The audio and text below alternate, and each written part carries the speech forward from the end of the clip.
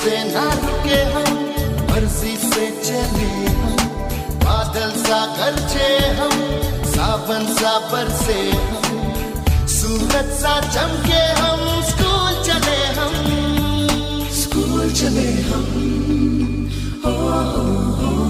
से ना रुके। નમસ્કાર વિદ્યાર્થી મિત્રો, હું તેજલબેન શ્રી સનફ્લાવર વિદ્યાલય ખોલડિયા તરફથી આપ સર્વેનું હાર્દિક સ્વાગત કરું છું.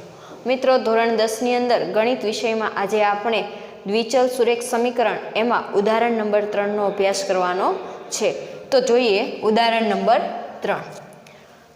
રેલવેના બે પાટા. હવે તમને ખ્યાલ છે કે રેલવેના બે પાટા કેવા હશે? તો કે સમાંતર હશે, બરોબર? એટલે અહીંયાથી તમને ખ્યાલ આવી જશે કે ઉકેલ કેવો મળશે જો તમને થિયરી બરોબર યાદ હોય તો રેલવેના બે પાટા સમીકરણ, પહેલું સમીકરણ શું છે? તો કે x + 2y - 4 અને 2x + 4y - 12 = 0 એના દ્વારા દર્શાવેલ છે. આ પરિસ્થિતિનું ભૌમિતિક નિરૂપણ કરો. તો હવે રેલવેના જે બે પાટા છે એ એકબીજાને કેવા હશે? સમાંતર હશે, કારણ કે ક્યાંય છેદશે નહીં, સિવાય કે ક્યાંક ટ્રેક બદલવાની હોય ત્યાં. તો અહીંયા આપણે શું કરવાનું છે? તો કે રેલવેના જે બે પાટા જે છે એના ટૂંકમાં બે સમીકરણ આપણને આપેલા છે. રેલવેના પાટાની સાથે આપણને કોઈ નિસ્બત છે નહીં. તો અહીંયા આપણને બે સમીકરણ આપેલો છે અને એનું ભૌમિતિક નિરૂપણ એટલે કે આપણે એને આલેખમાં દર્શાવવાનું છે. અહીંયા જો તમને સીધી રીતે કીધેલું નથી કે આને આલેખની રીતથી ઉકેલો, પણ અહીંયા શું શબ્દ વાપરો? તો કે ભૌમિતિક નિરૂપણ કરો. ભૌમિતિક નિરૂપણ એટલે શું? તો કે આલેખને જે સમીકરણ જે છે એને તમારે આલેખમાં દર્શાવવાનું છે. તો આ રીત કઈ થઈ? તો કે આલેખની રીત થઈ. તો જોઈએ, સૌ પ્રથમ આપણે શું કરવાનું છે? તો કે પહેલા સમીકરણ માટે આપણે એવા બે બિંદુ ગોતવાના છે કે જેના દ્વારા આપણે એક રેખા દર્શાવી શકીએ. ત્યારબાદ બીજા બિંદુ માટે, બરોબર? તો જોઈએ, સમીકરણ 1 શું છે? તો કે x + 2y - 4 = 0. આના માટે આપણે એક વખત શું કરશું? તો કે એક વખત જે છે એને x = 0 લઈશું. x = 0 લ્યો ત્યારે તમને y ની કિંમત શું મળે છે એ તમારે દર્શાવવાની છે. x y. ચાલો, x ની કિંમત હું 0 મૂકું તો શું થશે? તો કે રફ કામમાં હું શું કરીશ? તો કે x = 0 + 2y - 4 = 0. બરાબર? આવી રીતના તમારે રફમાં ગણતરી કરવાની છે, અહીંયા દર્શાવવાની જરૂર છે નહીં. તો 2y બરાબર શું થશે? 4. આ બે કેવા છે? તો કે ગુણાકારમાં y ની સાથે, તો જમણી બાજુ જશે તો ક્યાં જશે? તો કે ભાગાકારમાં જશે, એટલે કે 2 × 2 = 4. તો y ની કિંમત કેટલી આવશે? તો કે y ની કિંમત આવશે 2. ચાલો, હવે તમારે બીજું બિંદુ મેળવવું છે તો એમાં શું કરશો? તો કે હું y = 0 લઈ લઉં, બરાબર? તો y = 0 અહીંયા મૂકવું એટલે x એમના એમ વત્તા 0 × 2 તો 0 થઈ જશે, -4 = 0.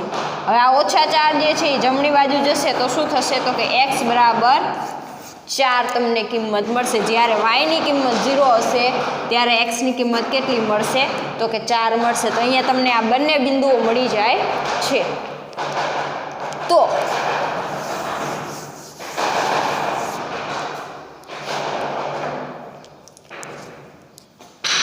અહીં બિંદુ 0, 2 અને 4, 0 એ સમીકરણ 1નું ભૌમિતિક નિરૂપણ દર્શાવશે. ત્યારબાદ બીજા સમીકરણની વાત કરીએ તો સમીકરણ નંબર 2 શું છે? તો કે સમીકરણ નંબર 2 છે 2x + 4y - 12 = 0. હવે આના માટે પણ સેમ આ જ પ્રક્રિયા કરવાની છે. તમને મોઢે આવડે તો મોઢે, નહીતર આવી રીતના રફ વર્કમાં તમારે ગણતરી કરી અને એની કિંમત મેળવવાની છે. તો x અને y. ચાલો, x ની કિંમત હું 0 મૂકું એટલે શું થશે? તો કે 4y = 12. 12 જે છે એ જમણી બાજુ જશે તો પ્લસ, અને 4 ગુણાકારમાં છે એટલે ભાગાકારમાં જાય તો 4 તેરીને 12, એટલે અહીંયા તમને શું મળે છે 0, 3. અહીંયા મને 0 ન મળે એટલે એક વખત હું y બરાબર 0 લઈ લઉં તો શું થાય, તો કે y બરાબર 0, તો આ -12 છે જમણી બાજુ જશે તો +12, એટલે આ 2 ગુણાકારમાં છે ભાગાકારમાં જાય તો તમને કિંમત શું મળશે x ની 6.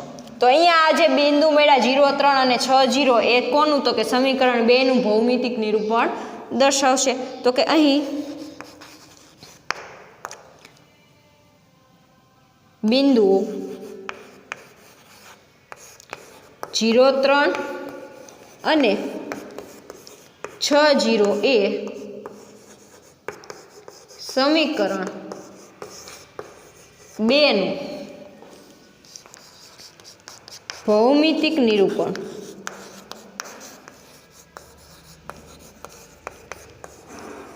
દર્શાવશે. બરાબર. હવે તમારી પાસે તો કે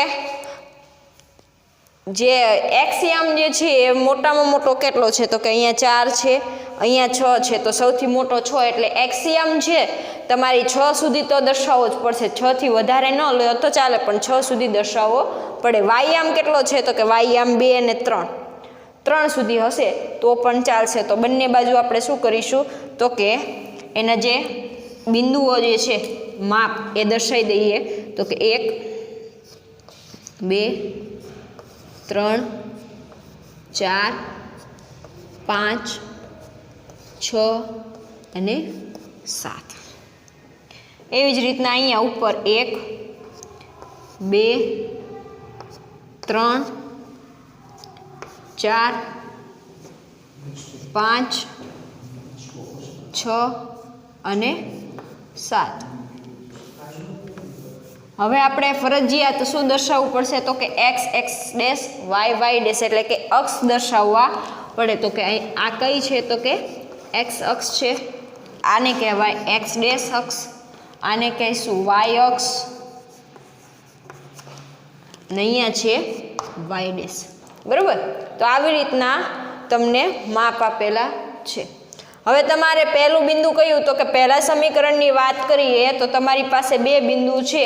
કયા કયા, તો કે 2 બિંદુ છે એ છે 0, 2 અને 4, 0. તો 0, 2 જેનો એક્સિયમ 0 હોય એ ક્યાં આવેલું હોય, તો કે y આમ ઉપર આવેલું હોય. તો કે આ x નો 0 અને આ 2, એટલે અહીંયા શું થશે, તો કે 0, 2 આ બિંદુ દર્શાયો. બરાબર. બીજું બિંદુ છે 4, 0, એટલે કે એક્સિયમ 4 અને y આમ 0. y આમ 0 છે એટલે એ ક્યાં આવેલું હોય, તો કે x અક્ષ ઉપર આવેલું હોય. તો અહીંયા શું થશે, તો કે 4, 0.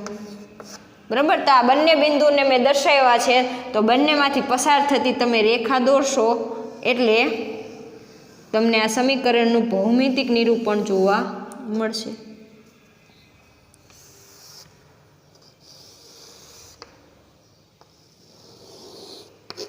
આ જે સમીકરણ તમને મળે છે એ કઈ, આ રેખા જે છે એ કઈ છે, તો કે x વત્તા 2y ઓછા 4 બરાબર 0. બરાબર.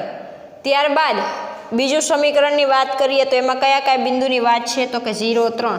તો 0, 3 એક્સિયમ 0 છે એટલે ક્યાં આવશે, તો કે y અક્ષ ઉપર આવશે 0, 3. અને બીજું બિંદુ કયું છે, તો કે 6, 0. તો 6, 0 ક્યાં આવશે, તો કે x અક્ષ ઉપર, કારણ કે એનો y આમ 0 છે. બરાબર. હવે આને જોડતી રેખા તમે દોરી દો એટલે એ સમીકરણનું ભૌમિતિક સ્વરૂપ તમને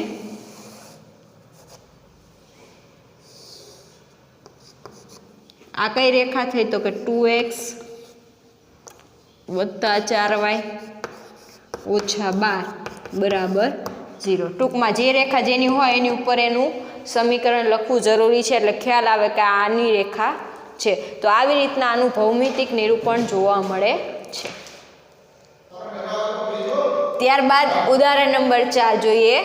સમીકરણ યુગ્મ x વત્તા 3y બરાબર 6 અને 2x ઓછા 3y બરાબર 12 સુસંગત છે કે નહીં તે ચકાસો.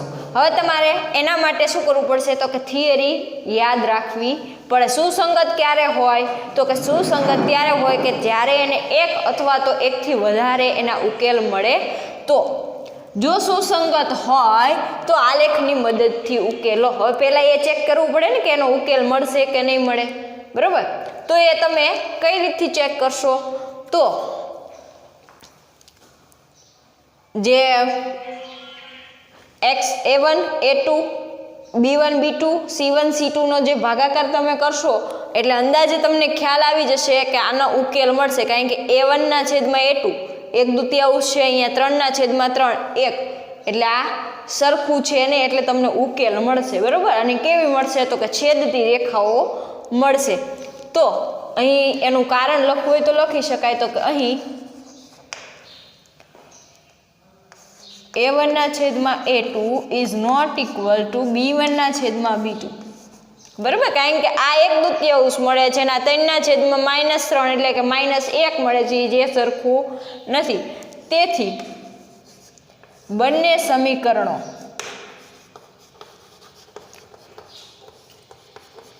સુસંગત છે, કારણ કે એને ઉકેલ મળશે ને, બરાબર. ઉકેલ મળશે માટે સુસંગત છે.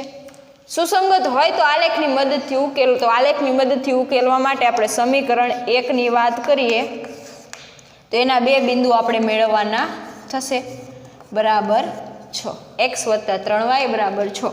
તો એના માટે બે બિંદુઓ હું મેળવું તો કઈ રીતના તો કે આપણને ખ્યાલ છે જે સૌથી સહેલી રીત જે છે એ કઈ પડશે તો કે એક વખત x ને 0 લો અને એક વખત y ને. x ને 0 લેશો એટલે શું થશે તો કે આ x વાળું પદ જે છે એ શૂન્ય થઈ જશે.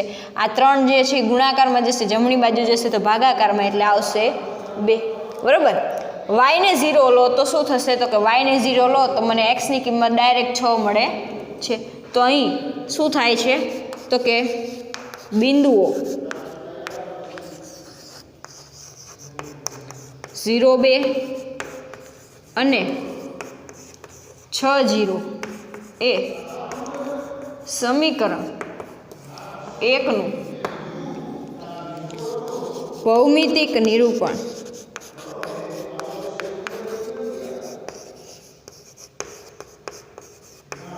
દર્શાવશે.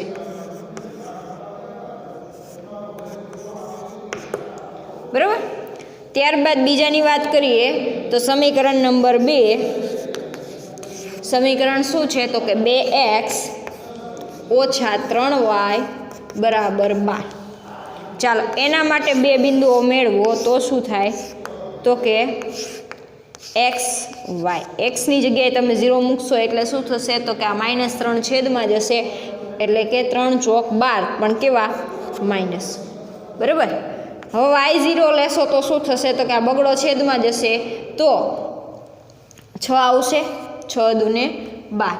તો અહીંયા આપણને જે બે બિંદુ મળ્યા 0 -4 અને 6 0 એ સમીકરણ 2 નું જે છે એ ભૌમિતિક નિરૂપણ એટલે કે એક રેખા દર્શાવશે. તો અહીં લખીશું,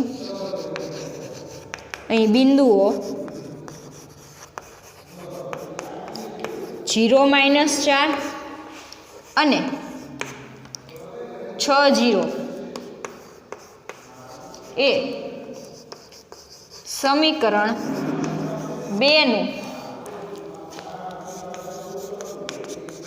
ભૌમિતિક નિરૂપણ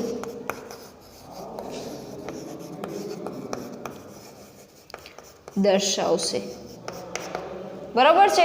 તો આવી રીતના આપણને બંને સમીકરણોના બિંદુ મળી ગયા. હવે આપણે શું કરવાનું છે તો કે હવે જે છે આપણે એને આલેખની મદદથી ઉકેલવાનો છે. તો આલેખમાં x અક્ષ અને y અક્ષ ફરજિયાત દોરવી પડશે, પણ અહીંયા તમને ક્યાંક જે છે માઇનસની કિંમત આવે છે, બરાબર. તો માઇનસની કિંમત આવે છે એટલે આપણે આલેખ કઈ રીતના દોરવો પડશે તો કે આ કયો યામ છે તો કે y યામ જે છે, બરાબર. જેનો x યામ 0 હોય એના એ ક્યાં આવે તો કે y અક્ષ ઉપર આવે. તો y અક્ષ ઉપર માઇનસ આપણે લેવાના છે. તો અહીંયા આપણે આલેખ કઈ રીતના દોરશું તો કે x અક્ષમાં ક્યાંય માઇનસ નથી એટલે x અક્ષમાં માઇનસ તરફ જવાની જરૂર નથી.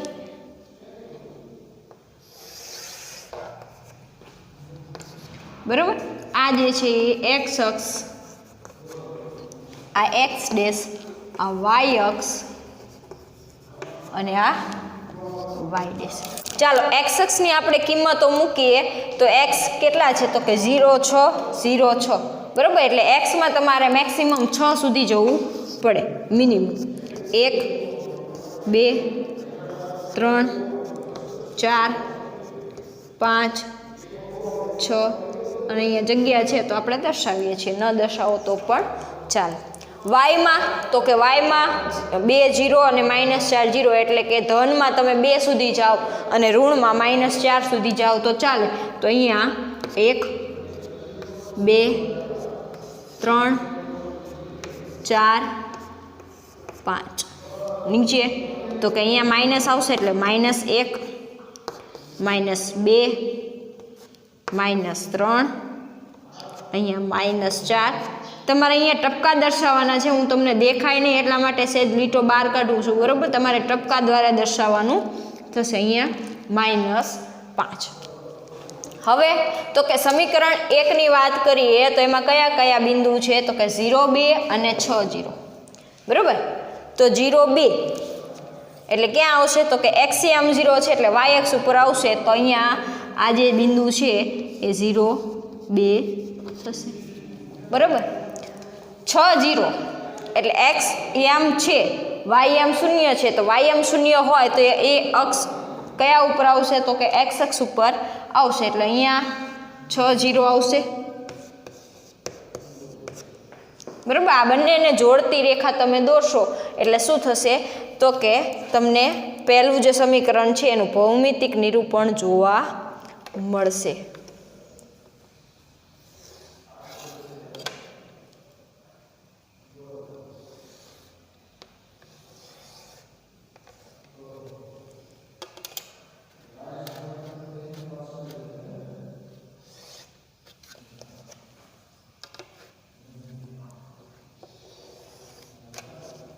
આ સમીકરણનું નામ શું આવશે તો કે x + 3y બરાબર 6 બરાબર. આ એક રેખા દોરાઈ ગઈ. હવે બીજા સમીકરણની વાત કરીએ તો એમાં કયા કયા બિંદુ છે તો કે 0 -4 બરાબર. તો એ ક્યાં આવશે તો કે y અક્ષ ઉપર આવશે 0 -4. અને બીજું બિંદુ છે એ સેમ કયું છે 6 0 બરાબર. તો 6 0 એ તો દર્શાવેલું જ છે. તો હવે આ બંનેને જોડતી જે છે એ રેખા મળશે, એ સમીકરણ 2 નું ભૌમિતિક નિરૂપણ કહેવાશે.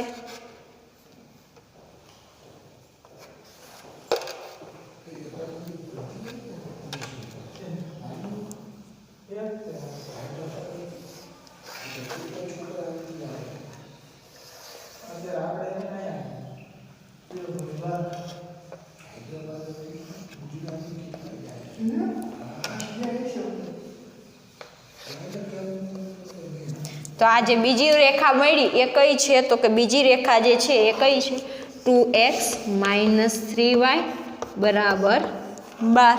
તો આ જે છે અહીંયા આ બંને આલેખ જે છે એ એક બિંદુમાં છેદે છે માટે એ કેવા છે તો કે સુસંગત છે. અને એનો ઉકેલ પૂછે તો એ ક્યાં તો કે જે બિંદુમાં છેદે એ બિંદુ કયું છે તો કે 6 0 એનો ઉકેલ થશે.